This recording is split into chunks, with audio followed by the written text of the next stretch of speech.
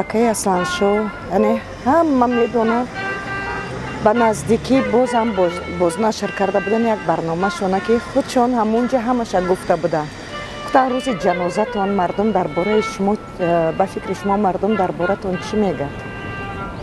гуфт ки мегӯянд ки инсони хуб буд. дар ҳақиқатанам инсоне ки бо ҳарфҳои заррин метавон номаша навишт, инқадар хизмате барои мардум кард. дар ҷиҳати одаму одамгарӣ инсонгарӣ фикр мекунам ки дар мадди аввал буд. дар як ҷашнвора будем ва 70-солагии акай Асланшо буд. ҳамунҷа як идея ба каламон омад, гуфтем бием дар ҳамин толоре ки дар Новосибирск будем, дар ҳамин толоре ки ҳастем акай Асланшоя табрик мекунем. баъди ҷашнвора, баъди барнома, баъд гуфтем ки народни артисти мо Асланшо Раҳматуллоев ҳамин рӯз зодрӯз доранд. тамоми зал ба по хеста буд, сабт буд, он сабта равон кардем худшонда барои ҳамин қадр кори кӯчаки мо бовар кунед аз замин то ба осмон миннатдор буд. ҳар дафъа мебид мегуфт бачаҳо шумо қадар дили мара хурсанд кардем, умри мара қадар шумо бо дароз кардед.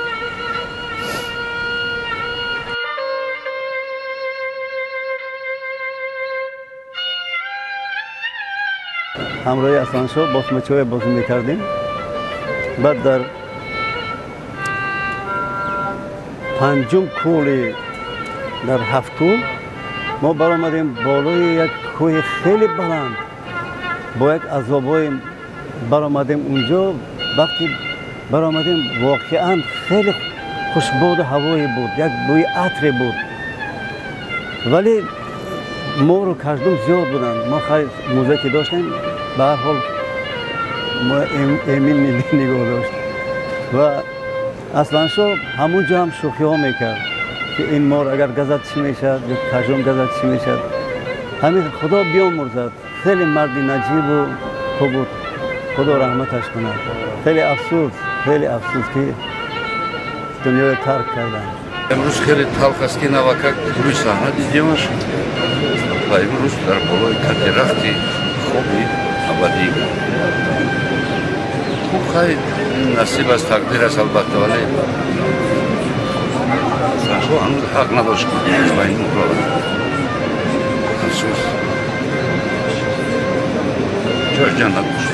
قسمت همین بوده است. ما انتظار نبودیم که چهراب یا این ناگهانی بودیم. برای ما یک واقعا تلفات جبران ناپذیری است. مردی هنر، مردی یک الهی هنر صنعت و شاد بود. یاد و یادگارش گرامی بود.